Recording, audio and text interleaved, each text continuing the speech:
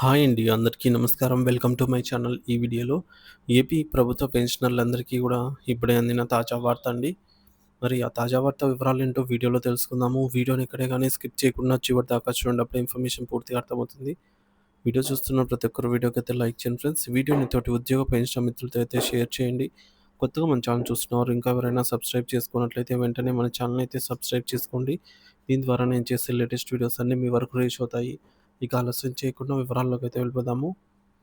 So friends, ఇక విషయానికొచ్చినట్లయితే పెన్షనర్లకు పిడుగు లాంటి వార్త అండి. 25 మార్చ్ 2025 తేదీన కేంద్ర ప్రభుత్వం పెన్షన్ రూల్స్‌లలో మార్పు చేసి ఆర్థిక బిల్లులలో భాగంగా పెన్షన్ రూల్స్ మార్పు బిల్లులను లోక్‌సభలో ప్రవేశపెట్టి చేసుకున్నారు. రాజ్యసభలో ప్రవేశపెట్టి ఆమోదింపజేసుకోవాలి. సో వాటి వివరాలేంటో తెలుసుకుందాము. కేంద్ర పౌర సేవల సీఎస్ పెన్షన్ నిబంధనల సవరణలు ఆర్థిక బిల్లు 2025.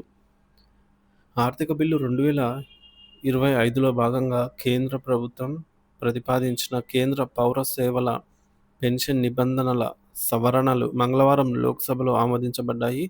ఈ సవరణలు పెన్షన్ విధానంలో ముఖ్యమైన మార్పులకు దారితీస్తున్నాయి. ముఖ్యాంశాలు: ఒకటోది సీసీఎస్ పెన్షన్ రూల్స్ 1976, అలాగే 2021 మరియు ఎక్స్ట్రార్డినరీ పెన్షన్ రూల్స్ 2023లో మార్పులు తీసుకొచ్చారు. పే కమిషన్ లాభాలు భవిష్యత్తు మాత్రమే పే కమిషన్ సిఫార్సులు అమలైన తేదీ తర్వాత పదవి విరమణ పొందిన ఉద్యోగులకే వర్తింపచేయనున్నారు. ఆ తేదీకి ముందు రిటైర్ అయిన పెన్షనర్లకు పెరిగిన లాభాలు వర్తించవు.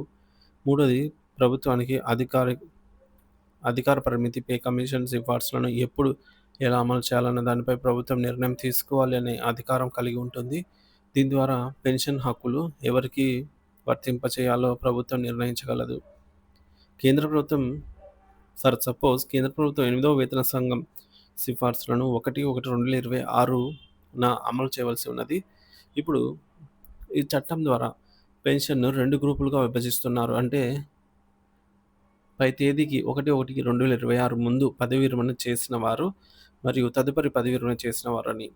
అంటే ఈ చట్టం ద్వారా వేతన సంఘం అమలు చేసిన తేదీ లేదా కేంద్ర ప్రభుత్వం నిర్ణయించిన తేదీ ప్రకారంగా పదవి విరమణ చేసిన వారికి ఆర్థిక లబ్ధి చేకూరుతుంది. మిగిలిన వారికి ఆర్థిక లబ్ధి రాదు. ఫర్ సపోజ్, ఒక కేంద్ర ప్రభుత్వ పెన్షనర్ 1 మార్చి 2025 తేదీన పదవి విరమణ చేశారు. కానీ కేంద్ర ప్రభుత్వం ఈ వేతన సంఘం సిఫార్సులు 1/1/2026 నుంచి అమలు చేస్తే ముందు పదవి విరమణ చేసిన వారికి ఎవరికి కూడా ఈ చట్ట ప్రకారం ఆర్థిక లబ్ధి రాదు. అంటే జనవరి 1, 2026 తదుపరి పదవి విరమణ చేసిన వారికి మాత్రమే వేతన సంఘం లబ్ధి వర్తిస్తుంది. లోక్సభలో ఈ బిల్లు ప్రవేశపెట్టిన సందర్భంగా విపక్షం నిరసన తెలిపారు. ఈ సవరణలకు వ్యతిరేకంగా ప్రతిపక్ష పార్టీలు అలాగే సభ నుంచి వాకౌట్ చేశారు.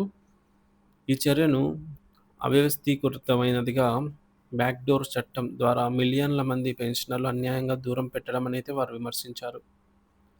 న్యాయపరమైన నేపథ్యం: సుప్రీంకోర్టు గతంలో పెన్షనర్లను పదవి విరమణ తేదీ ఆధారంగా వేరు చేయటము అసమంజసమని తీర్పు చెప్పింది.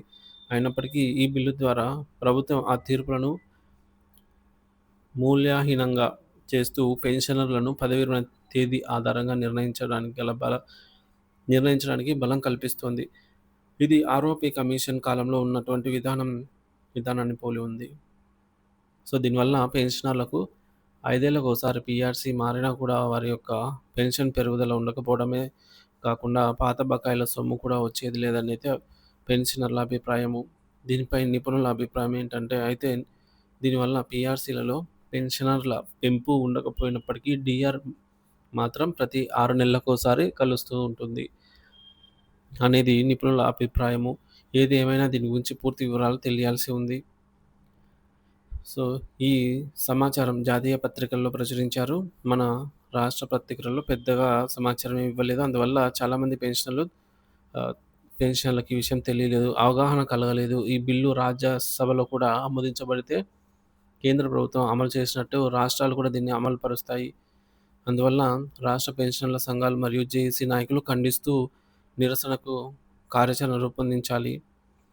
ఎన్సీసీపీఏ national coordination committee of pensioners association దేశవ్యాప్తంగా కేంద్ర ప్రభుత్వ పెన్షనర్ ఆఫీసర్ల ముందు ఏప్రిల్ 3, 2024 తేదీన నిరసనలు తెలపాలని కూడా పిలుపునిచ్చాయి.